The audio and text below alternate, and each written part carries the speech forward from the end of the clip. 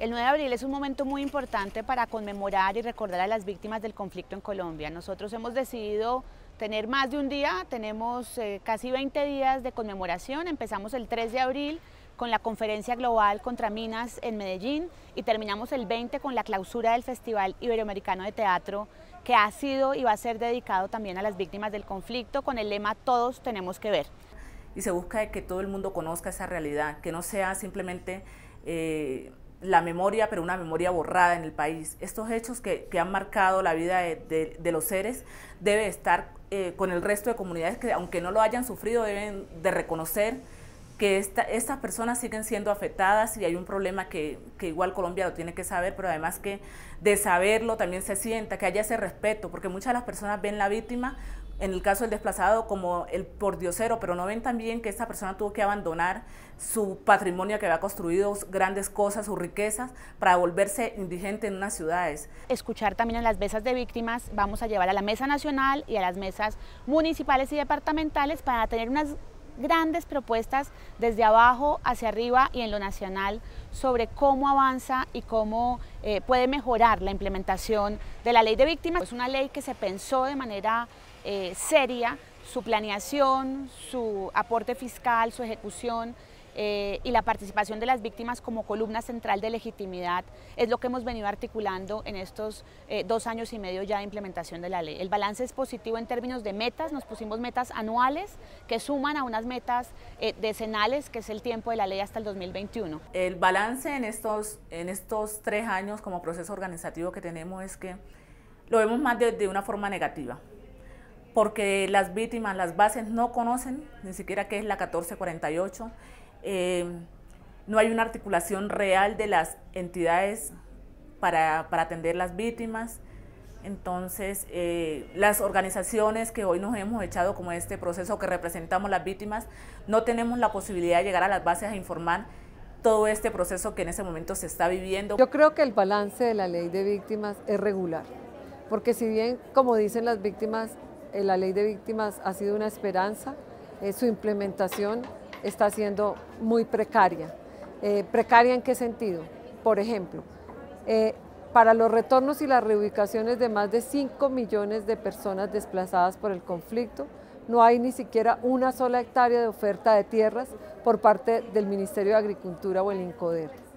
En el caso de la restitución de tierras a quienes eran propietarios, he escuchado 2 cifras, la de la Comisión de Seguimiento del Congreso, que habla del 0.05%, la de la organización Forjando Futuros, que habla del 1.7%. Ninguna de las 2 cifras nos dice nada bueno. Esto en el tema de tierras. En el tema de vivienda, en el caso nacional, el ministro decía ayer en el Foro Mundial de Ciudades que 75% eran para víctimas. Revisando hoy las cifras, encuentro que solamente el 30% son para víctimas a nivel nacional. Son en promedio 6.5 billones de pesos que hemos ejecutado en el 2012, 2013, 2014 tenemos 6.7 billones de pesos proyectados para ejecutar. La ejecución de todas las entidades ha sido alrededor del 97, 98%, es decir, una ejecución ejemplar con unas metas cumplidas como nos las hemos programado. Tenemos una ley que es activa en la participación de las víctimas, tenemos unos resultados muy puntuales y concretos en términos de indemnización.